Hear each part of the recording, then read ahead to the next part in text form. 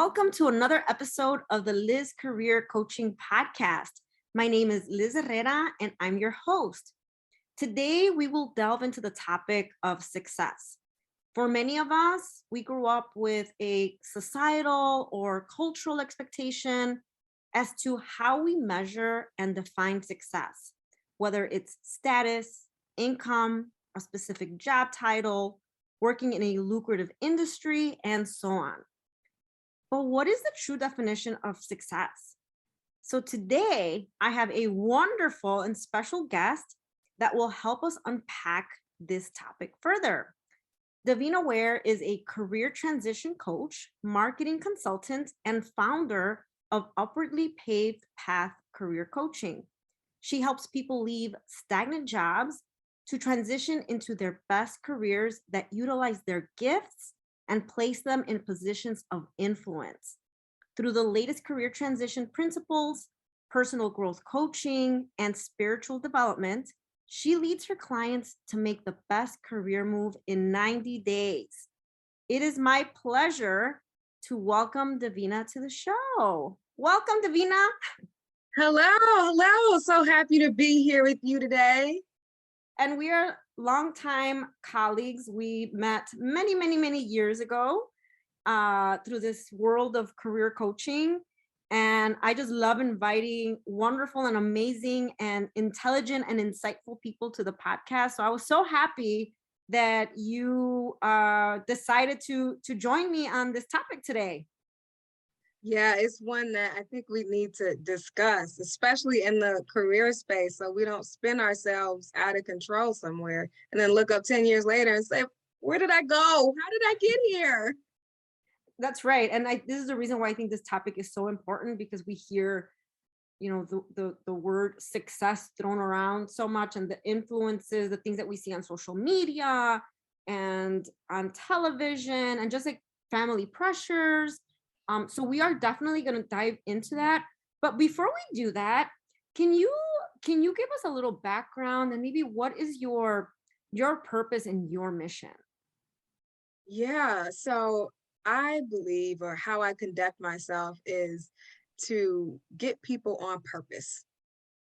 I think if more people felt a sense of purpose, or like they were walking in their purpose, connected to it in terms of how they create provision for themselves and doing work, and they're like, yes, I'm doing what I was made and built to do, then we would have happier people. We'd have more productive people. I always tell my clients, think about what traffic would look like if everyone around you was on purpose. There would be a whole different sense of energy and people getting back and forth and wherever they need to get to. People would just say, you know what, I'm in my purpose. This is just part of the journey.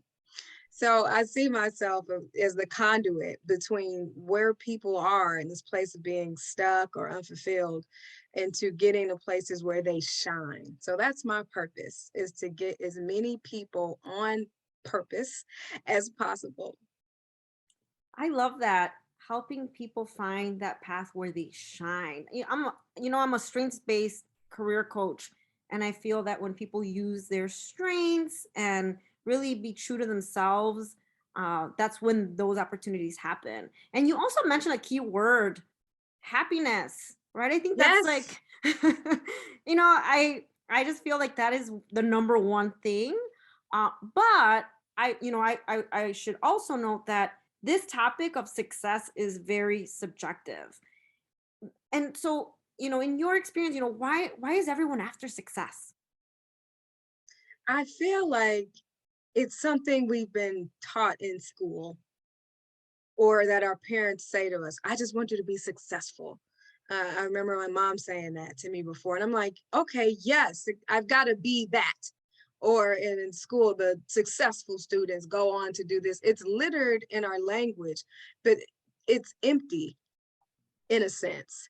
We attach meaning to these words that we've been inundated with since we were in adolescence. And we're like, yeah, I've got to do that. I got to be that. And then with these associations that we see that people might have pointed to us as, this person is successful, or that person, by doing this, they became successful.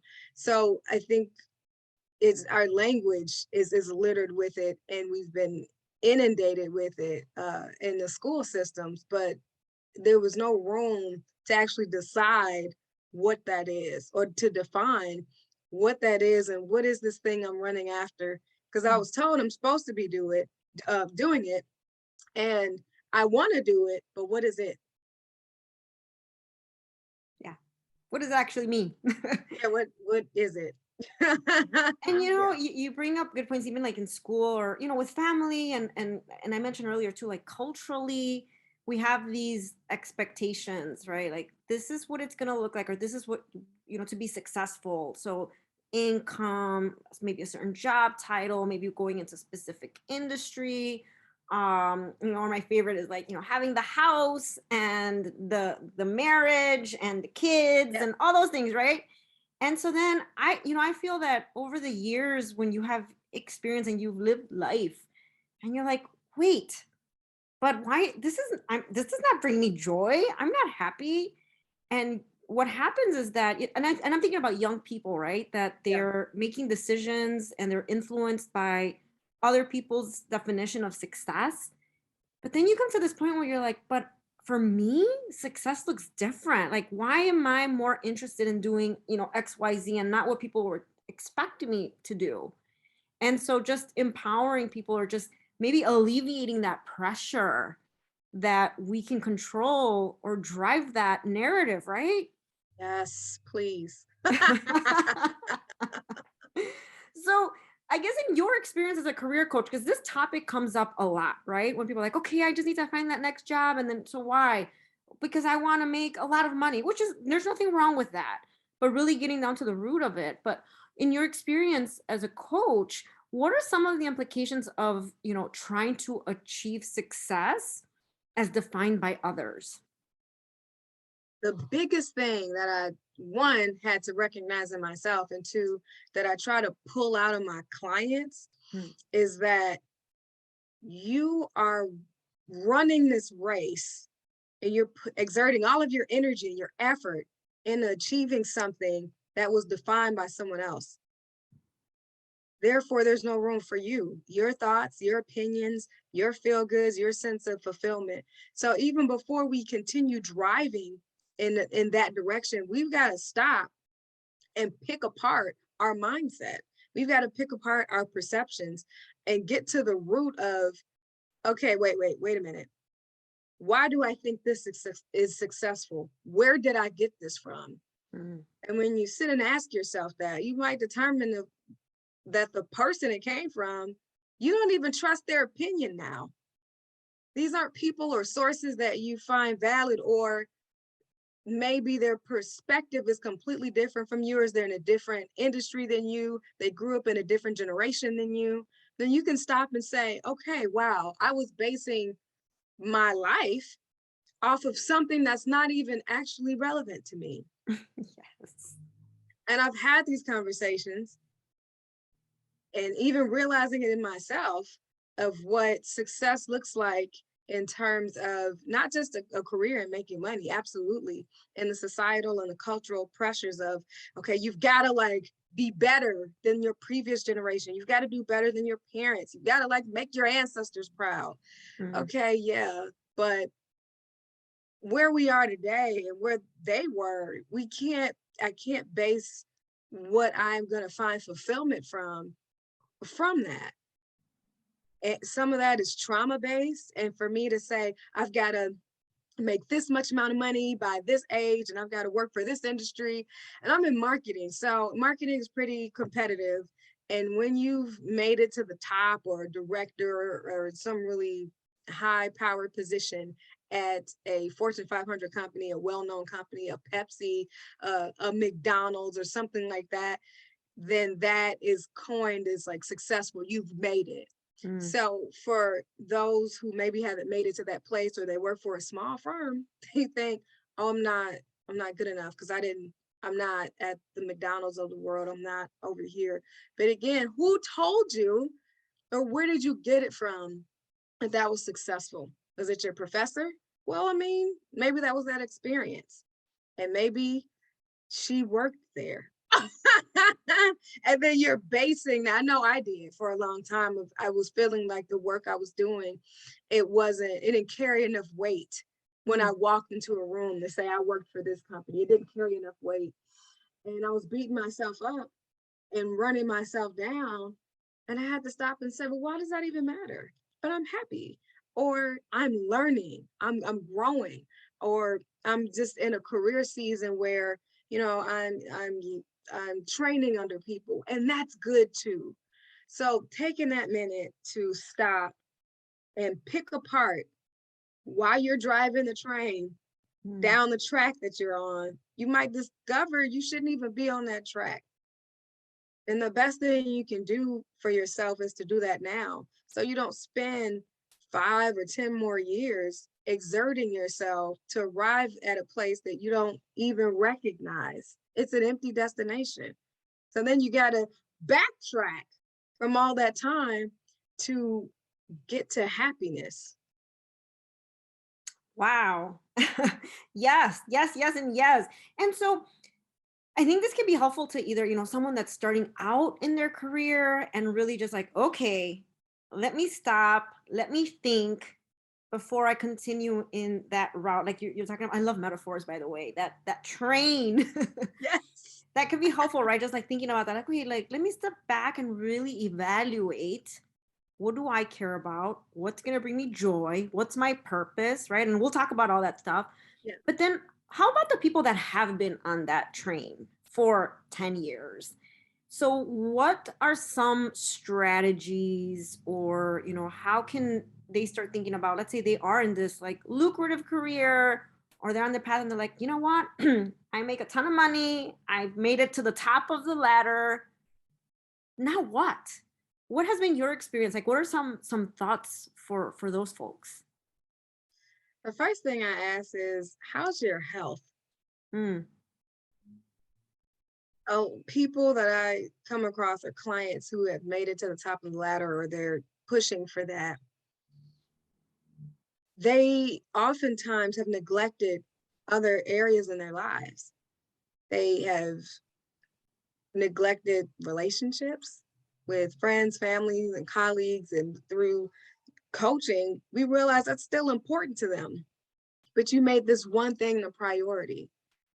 And in all cases, I've seen people suffer physical ailments by being at the top or trying to achieve that. And it's like, okay, well, you made it. Well, now what? Well, one, you don't have anyone to celebrate with you because you have lost touch with those folks. And then two, you can't really do as much as you want because you're tired, or you have something medically you have to attend to. I think there's a term, oh goodness, I forget the name of it, but where it's like when you reach a certain amount of money, even if you make more money, there's a certain state that you'll be at that you're not going to get any higher in happiness or mm, fulfillment or worthiness, even if you make more money. So I challenge yes. people and I say, how are you physically? How are you mentally? Now, when you step away from the job, are you okay with yourself? Do you feel a sense of worthiness, even if you're not doing that? And sometimes it takes a couple of weeks for people to say, okay, I think the answer is no. Now, what do we do? Well, a good thing is you've gotten skills and recognition and things that can never be taken away from you. So you can pivot and go in a different direction. Or, and I always advocate for this, you might just need a break. From the time we graduate high school, we're just going to the next rung, to the next rung, to the next rung, to the next rung, which I think also contributes to us not really knowing and paying attention to what we find successful, because we're just going on this proposed ladder of promotion that we think we're supposed to be on. So I'd also say, yeah, take a break, stop. What does life look like? What do your thoughts sound like when you're not doing anything, when you're not striving after something, when you're just quiet and in the moment right now as it is? That's a real paradigm shift. And that's when we get to be really honest about, I don't like it here, or I don't, I'm at peace with the work I've done here. I'm ready to move on. Yes, I really appreciate that statement. It's making that space to be honest with yourself. And now there are individuals that I know I've worked with who have shared, who have said, this was the route that I wanted, and in my earlier years as an early careerist, and that competition and that, striving for the next level, like that brought me joy. I loved that energy and that competition, like that was a part of me. But now I'm older and now I'm ready to take a step back. I'm looking for something different because that happens too. Right now, you're making a shift. And so, for, I guess, again, for someone that's starting out or someone that's just ready to make that transition, how can we start defining our own success when, in thinking about even like our values? What are some thoughts around that? I love this. I love this so much. I think it's important to again stop and just take inventory of what brings you actual absolute joy without attaching a dollar amount to it. Like, yeah, I'd enjoy doing this if I was able to make X amount of money. But no, what do you enjoy doing that you would do for free? And letting your imagination run with that, then you start to uncover a little bit your priorities and what feels good and where you find fulfillment. And the great thing about the age that we live in is that there's so many possibilities for you to and take a hobby and turn it into a business, or for you to take an idea and bring it to a company as a strategy because you're just passionate about that thing. You can make a career almost out of anything these days. So it behooves you to start with what just brings me absolute joy and delight, and then quantify that. What do you need to make to feel comfortable? Like you can pay all your bills and not be under duress. And Mm. then what's that next level to where you feel like, okay, I can rest, I can be at peace. Yes, everything is paid for, but if I want to take a trip to the Maldives, I can do that, and and it doesn't bother me. Sidebar, that's my own personal. Um, That's your definition for you. I would love to go to the Maldives. It's like a dream of mine. But then quantify it. But pay attention to and give some credence and some time to the things that bring you joy. I think sometimes the corporate landscape can Mm. suffocate that or make it feel like you're not being serious if you spend a little bit of time in those aspects of your life that you just that light you up. I feel like corporate or parents or even academia will say, oh, well, that's nice, but that's not something that you would do for work. That's not true. That's not true. You can make your own way, you can pave your own path, but you've got to start with being comfortable with opening that part of yourself that you probably shut off for to pay the bills, or to be functional, or to be seen as reliable, because that's what the rest of corporate operates in, or the language that they speak. So play a little, dig into your imagination, open that door. It's okay as an adult for us to do that. So yeah, play, imagine, dream, and then quantify it. I really like that. Play a little. I think that's just part of, even when we talk about career exploration or thinking about that next move, and kind of stepping outside of that box Mhm. and exploring. And like you said, even for people that are established professional, right? Established professionals, like you don't have to like, okay, this is my path and that's it. And exploring those interests. What do you enjoy? And even discovering like what you don't enjoy. But letting go of that noise that we hear, and not not being afraid of being judged, because that's going to happen no Yes. matter what. And sometimes people like inflict their own values on us, like, oh well, I wish I could have done this, like you should be doing this. And you're like, well, are you the one that's going to be showing up to my job? Right? You're going Doing to the be work paying for my me? I don't think bills. so. And it's like you're the one that has to show up, go to work, do the work that you're delivering the services or whatever it is that you're doing, and that you have to be happy with it at the end of the day. So really it's you have that decision making power, Yeah, and I feel like we have to claim that, because nobody's going to live this life. It's up to us. that's And so right. like I always say, I appreciate people's recommendations and suggestions, or even like, wait, you're going to study that, or why would you go to school for that? And it's like, wow, this is what I want to do. Like, I'm going to be the one taking these classes. Right. um The burden is not on you, I promise. It's fine. yes, the burden is not on you, right?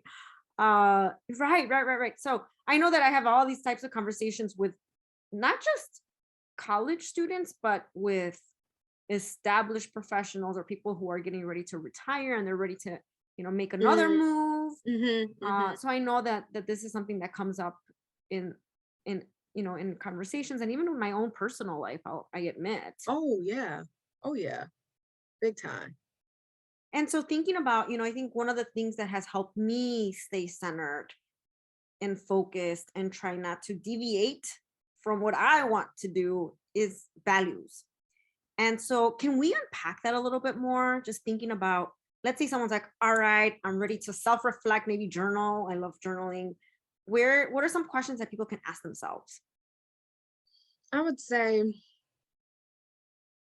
when we think about values and core values, especially as a marketer, I'm constantly thinking about that because in order to market a business or to create content, I need to know what you value because everything is birthed out of that.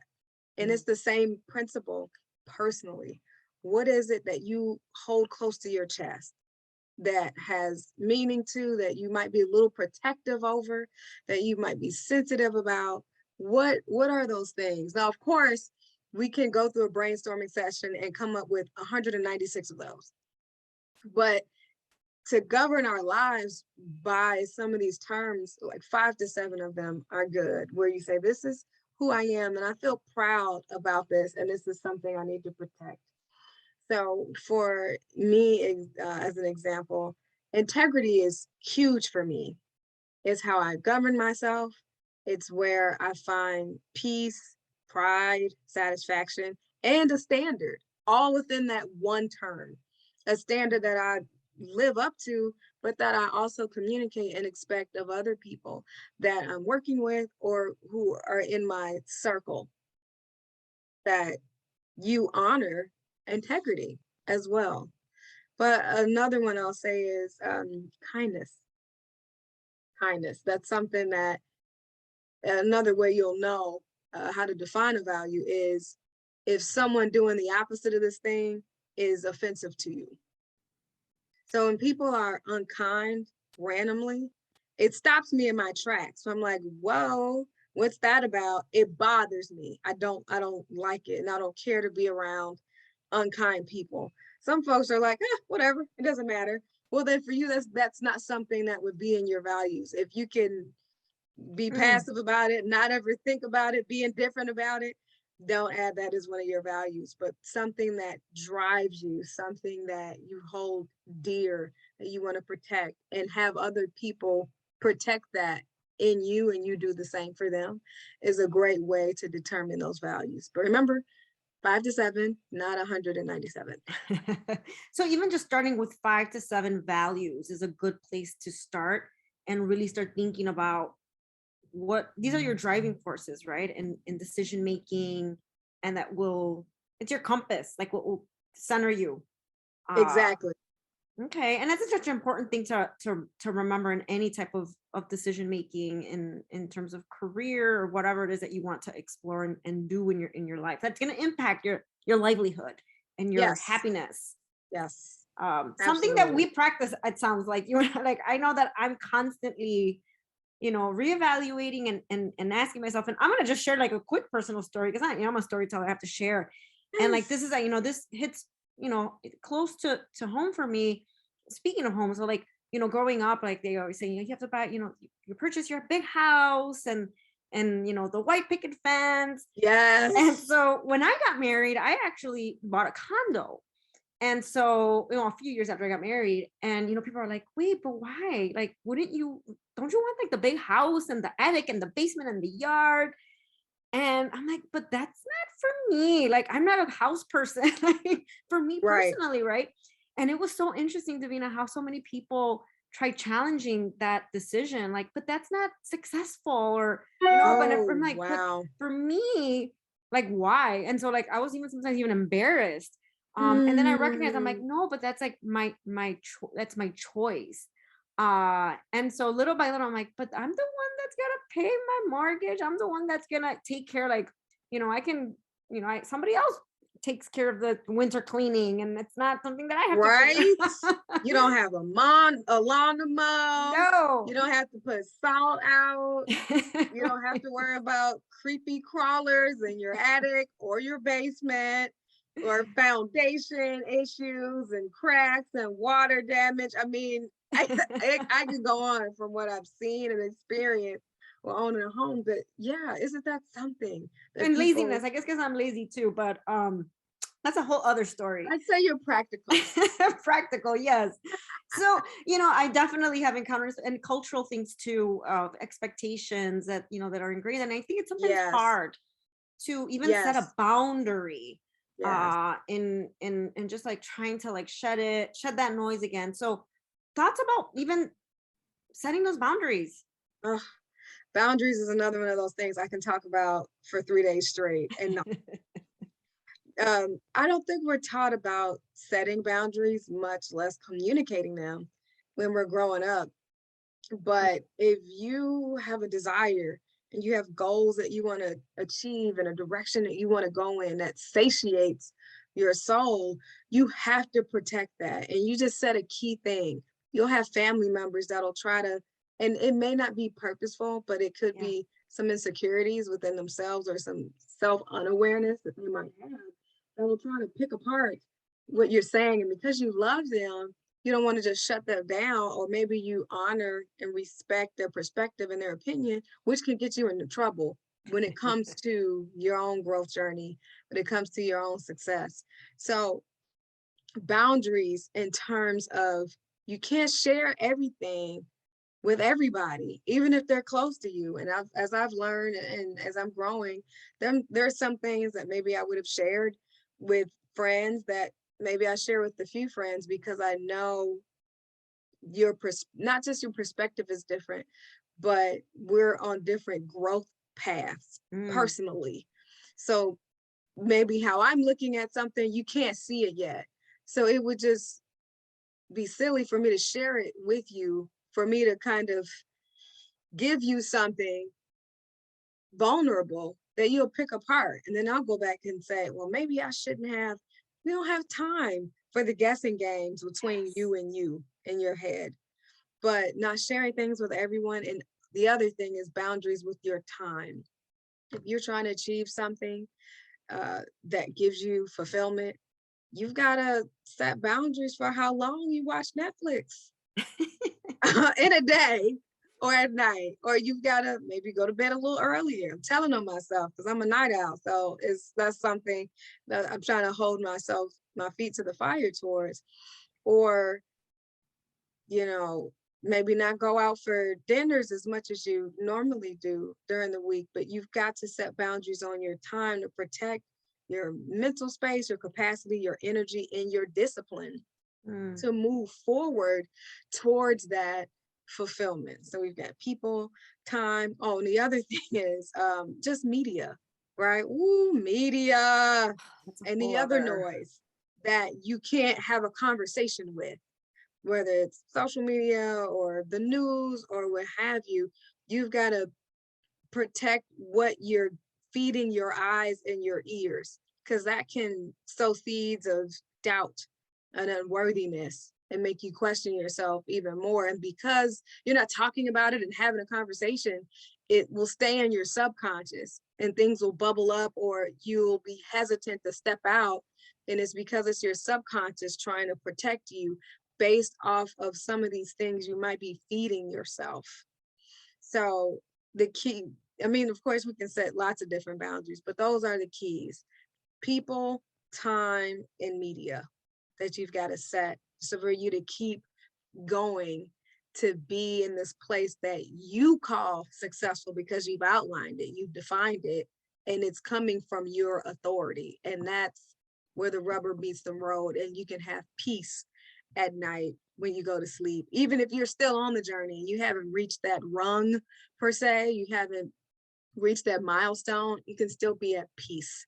And I think at the end of the day, that's what everyone is seeking.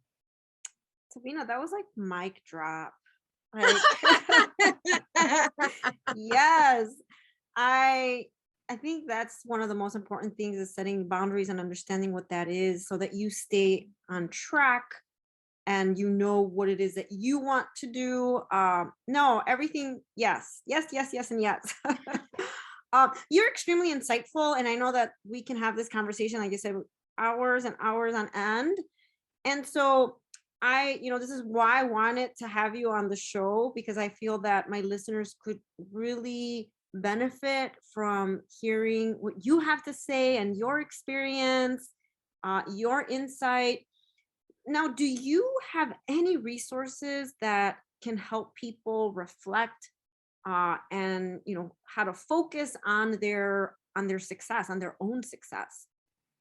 Yes, I think probably the easiest way is to check out my YouTube channel and a couple of my videos where I talk specifically about defining success for yourself, being successful, what that looks like, is among some other things, to answer questions such as, should I pursue a master's degree? Or, if I'm an introvert, can I be an effective leader? Those kinds of questions. And this is coming from an introvert. I feel like things don't speak to us all the time, especially when it comes to being successful, because we might imagine success as being someone who is super outwardly like bold or brash or confident. But you can be an introvert and be an extremely successful person or extremely effective leader. So my YouTube channel is a great resource, and you can go to my website at www.upwardlypavedpath.com to check out what the latest one there is. And I have blog posts on the same thing. I mentioned the topic of one of those earlier, which is, what career season are you in? Sometimes we're in a season and we're wondering why we're knocking our heads around and not making it or feeling like we're making any progress. Well, if you're in a certain season, just like the seasons outside, you dress for it or Mm. you cook for it. You in the summer, we're not eating thick, heavy, creamy soups. We're eating more salads. It's the same thing in your career season. Maybe it's not time for you to shine. It's time for you to learn. Or if it is time for you to shine and you're not reaching people, well, you got to change your mindset within that. So my blog is another one. But for those who see being successful in another position or in another company and another complete industry, I have a really cool resource called uh, 90 Days to Quit. It's the checklist that covers everything that you need in order to quit successfully, because that can be part of your journey in being successful. Some people, right, we leave out of emotion or out of boredom, but this is making sure that you make the most informed decision possible when you're leaving one place, because you always want to leave it on good terms and better than how you found it, so that you can gracefully transition into the next thing. Oh my goodness, absolutely, yes. So all of the resources that you just shared, I will put that in the show notes. Definitely check out Davina's YouTube channel. I know you have a ton of goodies on there, and I actually stumbled upon one of yours on LinkedIn, and I'm like, oh my gosh, I need to reach out to Davina. Speaking of, so how can people connect with you? Where can we find you, or where can people find you? Because I know where to find you. Yes, of course. On LinkedIn, it's just Davina Ware, but on all social media, it's at Upwardly Paved Path. And that's on Instagram, Twitter, Facebook. And I think that's it. But I also have a Facebook group where I get a little bit more in the weeds of details. I'll have like longer 30-minute sessions, Q&As on different things.